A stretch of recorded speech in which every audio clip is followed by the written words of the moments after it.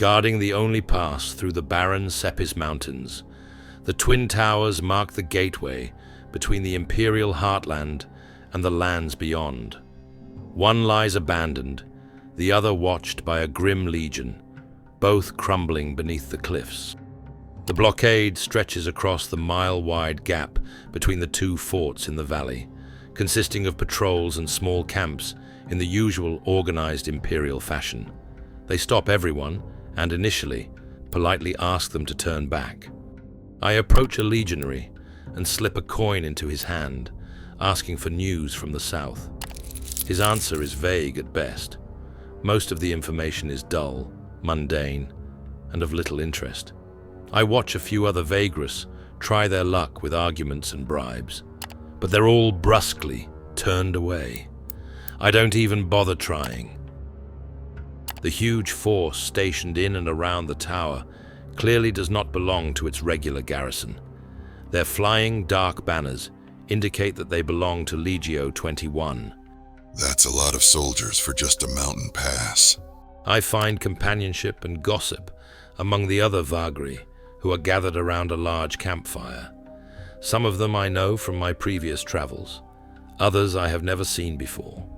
I join them for a while, learning tidbits and interesting details about the blockade, or quarantine, as the legionnaires refer to it, and hear bone-chilling stories about the spectral voice on the winds. It seems the Vagri here are not interested in turning back, trusting in the Empire's ability to deal with the situation in a timely fashion. They even received some complimentary supplies, which I can also requisition apparently, if I haven't already. I waste no time and head toward the quartermasters, who are laughing at a particularly dirty joke when I approach them. Upon hearing about my occupation and verifying I am indeed a Vagrus, I only have to sign some papers and add my name to a list to get the goods. I then head toward the Great Tower to request an audience. It takes only a minute or two to gain an audience with Captain Maviro Obiwius, in charge of the Legion's blockade. The Dajmahan-born woman wears a suit of bronze armor and a bored expression, clearly having explained all this to others 100 times already. I am sorry to inform you, citizen, but by the decree of the Senate, no civilians are allowed to cross the Sepis Mountains at this time, and we are unsure when the threat will be resolved, which would enable the lifting of the blockade. It is for your own good and for the good of the Empire. Rest assured that the matter is in good hands. You can stay encamped here in the valley or return whence you came. Complimentary supplies can be requisitioned from my quartermasters in the yard. What is the nature of the problem? The threat is manifold, one could say. Several weeks ago, the region, that is, the wasteland north of the Sepis Mountains, was shaken by a sudden series of earthquakes, accompanied by something that could best be described as a horrid scream. This scream, clearly of magical nature, was loudest and most potent in and around the singing winds, weakening as it got further from its source. Though it lasted for only hours, it killed everything and everyone in these parts and induced nightmares for days as far as Torzag's shelter. The winds have gone mad, for lack of better words, and have been raging ever since the incident.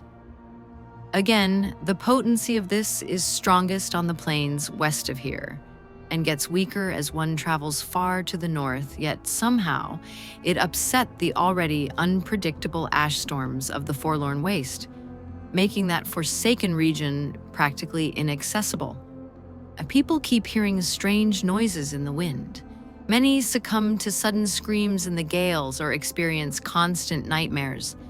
In the meantime, another threat emerged and added to the chaos. Strange, ravenous creatures emerged from the singing winds and started attacking anything and anyone, mostly during the night. We have no idea what they are or where they are from yet, but you need not be afraid. We drew a quarantine around these parts so these abominations won't threaten citizens elsewhere. That's a lot of information to take in at once. especially with talk of abominable creatures and twisted magic. Fear not, Vagrus. Our legion and the imperial authorities face such threats quite often. We are more than capable of handling it. But you can see why this has called the blockade into being. The Senate is reacting to the incident and saw fit to forego its spread to the south from Terra Supra. The lands south are also affected? Curiously, no. Winds and storms have reportedly been wilder all along the coast as far south as Port Navarum. This seems to have hampered voyages across the Karganath Sea, but the situation is not as bad as up here. The province does not suffer the same gales and accompanying phenomena as these regions either. I hope that sates your curiosity, Vagrus. This whole affair reminds me of that incident on the way to Lumen, when whispers rode the wind. Renkailon seemed to notice that I was, however briefly, considering offering my assistance. Vagrus, I speak from experience. Investigating this kind of anomaly without at least one mage, preferably two, would be nothing short of suicidal. So I heeded Renkailon's counsel and left the tower with my men. I deliver my cargo to the Legion and decide to turn back toward Kernak at first light, making a mental note to be even more cautious when traveling through these desolate regions. That evening, I meet with Vorax, as he had requested. I find him in his kitchen tent, poring over his ingredients while he is stirring something in a large cauldron. The delightful scent of the food is tinged with the strange odor of the undead chef. Oh, boss, you came. You wanted to speak with me? Oh, yeah. There's something I wanted to chat about, boss. There's this fellow, rich shithead, really, called Davros Marius Paulus. An aristocrat, you know. His family, the Paulii, are great supporters of the Empire and have a storied past. Whatever. Davros, however, is a different matter. See, the fellow is young. He's also an adherent of Bal-Ur-Kal, and he's known to have a thing for exotic food. In fact, people from all over the realms, and even beyond, have been known to visit him to win his favor by cooking him splendid meals. Davros Paulus, the clever bastard, figured several years ago that he could get even more free meals of the highest quality if he promotes the whole rumor. And so he issued a challenge to all cooks and chefs. The one who can impress him will be granted a wish in his power. With his money and extensive experience, my esteemed colleagues have been trying to meet this challenge in vain. Paulus has already tasted everything there is to taste. I assume you're going to attempt this challenge. Oh, what gave it away? Sure, I want to be the best of the best, and I have a plan, you see. A meal that will most certainly impress young Paulus. The catch is, I need some very rare ingredients, and I would need your help in acquiring them. But the good news is, if we succeed, Paulus's favor will surely be extended to you, too. And having such a guy back you up is not to be scoffed at. So, what do you say, boss? Are you up for the challenge? Will you help me gather in what I need for the meal? It shouldn't cost me much, perhaps a few detours, but I'm a Vagrus, and exploration is in my nature. And if I can earn the goodwill and favor of an influential figure along the way, all the better for me. Oh boy, that's great! We'll embark on a great culinary quest, you and I. There's quite a few things to acquire, but I'll deal with the smaller and simpler stuff. The 4 big things I'll need are the meat, mushrooms, the spice, and the booze. All of these are rare and very special, so it won't be easy. Could you be a bit more specific? Sure. Let's begin with the meat. Or, well, should I say, the stomach. Jakra stomach from a huge specimen. The trick is to have the creature eat divine ichor and hunt it down only after it has digested that crap. I have an old acquaintance by the name of Burhek, a Bandle huntsman, the strong, quiet type. Last time I heard, he was living with the Atrar tribe out west. We should visit him there, because I'm sure he'll help us out. And don't worry about the divine ichor. I already have it. If I recall correctly, that kind of tribute is found far to the west. I believe the meat will be the last ingredient we acquire, given the distance we'll need to travel. The booze is easy. A bottle of Imperiana for the sauce. My buddy Grath, the bartender of the Copper Pugio in Devon, will have one. Then we've got the mushrooms, a rare strain called amber shroom. I suppose that if we're already visiting Devon for the wine, we should ask around at the Hanging Gardens. If anyone, the botanists will know how to get amber shroom. Had been considering a journey to Devon. Now it seems that Providence itself compels me to go. And what about the spice? Oh, yeah. For that, I'll need some good old spices. Quite a lot, actually. Don't ask. It's a tedious process that involves filtering and mixing. But I also need rare ingredients to add to the blend. Aaron's Bell, Tarkian Mugwort, and Wraithgrass. Not sure where to find them, but we can talk about them later. And that's all. It's quite a lot, I know. There's no rush, though. I don't think anyone's gonna beat me to the challenge. Can't wait to find them and get cooking. Seeing how excited he is, I offer him some extra ingredients so he can prepare and practice. Gesture appreciated. I might end up experimenting with this and some odd ingredients. Or, eat it all up. All the realm's experts agree that gorging so much food is unhealthy. But what do I care? I'm already dead.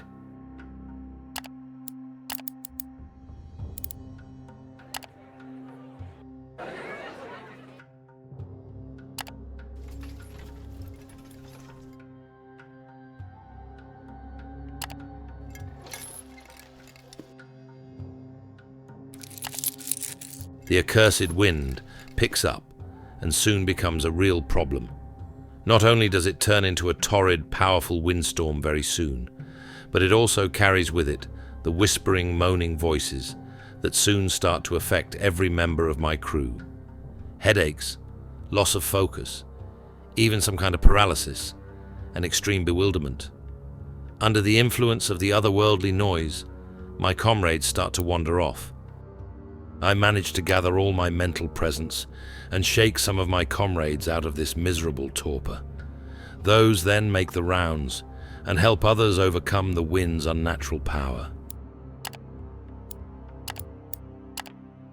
I make a detour to the Kernak way station to avoid wasting my travel time, picking up a few passengers, since trade is rather scarce in the southern part of the region.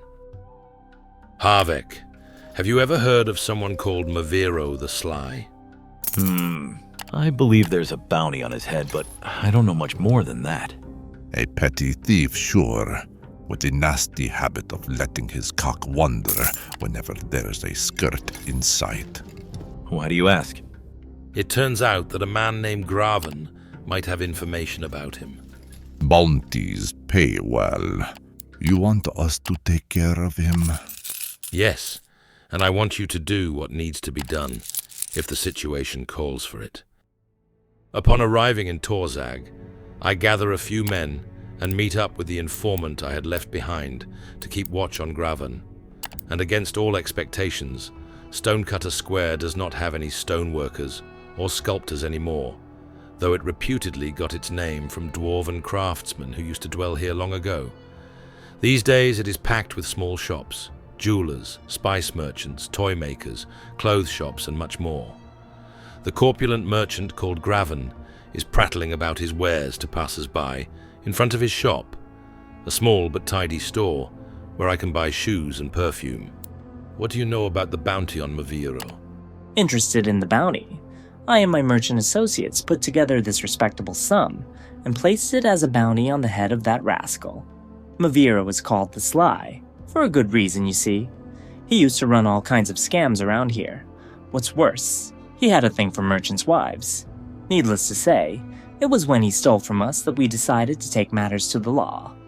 The bastard convinced us, through our wives, to lend him money for a business venture. Naturally, Maviro has subsequently disappeared, and we have neither the time nor the means to find him. Neither do the Sargorodites, apparently, so we decided to hire hunters, with the blessing of the law. 2 bras for professionals who get Maviro, dead or alive. Do you have any leads we can investigate? He, I recall that whenever he had coins to spare, he used to visit that tavern over at the Civic, the Dragon's Nest. Perhaps they know where he could be hiding, but I doubt that. But he has a sort of a cohort. Name's Kaluk, an Ashman. Runs with some gang of misfits out of the gardens, also in the Civic. And perhaps you could ask the authorities as well. They may have come up with something but forgot to tell us. Again, doubt it. But who knows? Get the knave here, or his head as proof, and the silver's yours. With the information at hand, we head toward the Civic Quarter. In the twilight-bound city, the Civic District offers rare light and color. Lamps burn constantly, music drifts from marble villas, and clean streets stay calm, except during festivals, when crowds and noise take over. But what truly draws me is the La Vienna Gardens. The gardens, known for tranquility and romance, now host loiterers who seem more like gang members than lovers. Exactly what we were looking for. The gangs loitering around the plazas and gazebos, a little more than unorganized rabble. Control over parts of La Vienna shifts daily. Petty nobles, wannabe artists, small-time crooks, and bogweed junkies make up their ranks. Without collegium ties, they lack protection, making them nervous. That suits my purpose just fine. I wait for a signal from Harvek before approaching one of the gangs. I'd like to know where I can find Maviro's pal Kaluk. We're led to a hidden squat, nestled among the bushes, where I find Kaluk. He is a former ashman turned homeless junkie, lingers under a crumbling awning in the gardens. Filthy and apathetic, he speaks only in fragments. At the mention of Maviro, he growls that he was abandoned and mutters the name Avenum, then shuts down completely. I take the time to sweet-talk him, hoping to pull him out of his daze. My plan works, and Kaluk snaps out of his torpor. Sadly, he has no idea where his former associate is, and I believe him. He mumbles about some grand plan Maviro had for them, to leave the city and start fresh, but the sly bastard likely ditched him for his new wife, a prostitute named Achada. Before going catatonic again, he mentioned she works at the Chorus Natis, a brothel in the Undercity. Perhaps she knows where Maviro lives. After an hour's walk to reach the pleasure houses, we begin searching for Achada in the Chorus Natis brothel. The brothel in question looks just like the others in the district. Colorful light gleams behind the many windows of a dilapidated building surrounded by an aura of desperation. We walk in and soon realize I'll only be able to speak to Achada if I purchase some time with her specifically. I pull out the money and place it on the counter without a word. With a simple gesture, they point me to the upper floor. Achada is a fidgety, curvy demonkin girl, somewhere between 17 and 20 years of age. Her shaved head, crown of small horns, orange irises, and strange skin pigmentation surely make her a local curiosity. She is not very bright either. When she realizes I'm here because of Maviro, her eyes light up, and she starts to jabber about finally leaving. I thought something had happened, that he left without me. But now he sends you. So we are finally leaving. Oh, yes, yes. Oh, sorry. I'm just excited to leave this dump. Tell me you're here to give me the message about going to the hideout and getting me out of the chorus. Achada, Maviro has gone missing, and I was hired to find him. She realizes fairly quickly that her dreams of escaping her life here are probably ruined by her spouse's vanishing. She gathers her wits fairly quickly. I figure she expects violence unless she cooperates, so she begins to talk. All right. In that case, he can go fuck himself. I was to wait here until he sent a messenger. All the money he was saving, all the cons, he was planning to run away with me. We were supposed to meet in his hideout, but I'm not permitted to leave here unless loaned out. so his messenger was supposed to pay the brothel so that I could leave. Where Maviro's hideout is? At his house, of course. Never been there myself. The person who was supposed to come for me would have taken me there. But I know what to do once there. You have to leave through a back window, which leads into a space inaccessible otherwise. There should be a sewer entrance. Go down, follow the path, then turn right. The hideout is after a cave-in. I doubt you'll find anything there, though. The bastard must have taken someone else with him. The question now is where he's living these days. The Dragon's Nest Inn. Gravhan mentioned that place. The famous Dragon's Nest Inn sits near the edge of the Marca Quare, close to the city gate. Its exterior is unimpressive, a jumble of old buildings pressed against the cave wall. A red dragon above the entrance marks it, and rows of windows suggest the rooms are carved into the rock. The inside is much more impressive. The skeleton of a huge dragon provides the frame for the common room, with its curling spine and many ribs serving as support for the ceiling and walls, while its immense skull was turned into a bar. The bartender gives out beverages and takes orders through the half-open jaws. Would you happen to have any information or news about Maviro the Sly? Everyone, from the bartender to the serving wenches and the bouncers, seems to flinch at the mention of the grifter's name. Most of them swear and recount some sad or upsetting anecdotes about Maviro, but have no idea where he might be. I realize my words aren't enough, so I place a few coins on the counter. One of the clients, a local storyteller and self-proclaimed bard who recites bad poetry, opens up finally, sharing some interesting tidbits about Maviro. It seems he frequents this establishment only when a large amount of money comes his way, which he subsequently spends in one night here. He's a bully, a crook, and a drunkard. His last visit here also involved a lot of booze and debauchery, for which he forked out quite a lot of coins. The lowlife then got so drunk that he could only get home with help. He hired a sedan chair. Luckily, several people know the man who runs the sedan business around the corner. It requires a little convincing, but he eventually tells me where Maviro lives in the Undercity, if only because the grifter hit his slaves and vomited into one of his sedan chairs. Maviro's place is an abandoned-looking, dilapidated building in one of the saddest, poorest slums of the Undercity. Anyone can go inside, but nobody does, and I can see why. Anything that was worth taking has already been taken from this one-level stone building. Only dust and rubble can be found in the 3 small rooms. We go out the window in the back and into the sewers, following Achada's instructions.